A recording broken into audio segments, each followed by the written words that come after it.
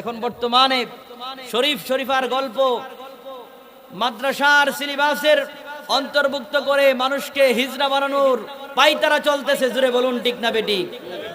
আচ্ছা, কি গল্প লিখেছে? কি গল্প? যে শরীফ সে মনে মনে ভাবলো যে সে মেয়ে হয়ে গেছে, এই জন্য সে শরীফ থেকে শরীফ হয়ে গেছে। নাউজুবিল্লাহ বলেন না? আচ্ছা, মনে মনে ভাবলে পুরুষ থেকে মানুষ মহিলা হয়ে যায়। আর এই পুরুষ থেকে মহিলা, আমি মনে মনে যদি ভাবি আমি পুরুষ থেকে মহিলা হয়ে গেছি, শরীফ থেকে শরীফা হয়ে গেছি, এই কথা বলে গিয়ে যদি আমি কোনো মহিলার সাথে গিয়ে রাত কাটাই, ঘটনা কি ঘটবে আপনারাই বলেন। জোরে বলুন ঠিক না বেটি? এই জন্য সমাজের ভিতরে যারা বিশৃঙ্খলা সৃষ্টি করতে চায়, বর্তমান সমাজের ভিতরে যারা মুসলমানদের ভিতরে ফাটল সৃষ্টি করতে চায়, মুসলমানদেরকে এই শান্তিপ্রিয় মুসলমানদের ভিতরে যারা বিভ্রান্তি সৃষ্টি করতে চায়, তারা হচ্ছে ইহুদি খ্রিস্টানদের দালাল। জোরে বলুন ঠিক না বেটি?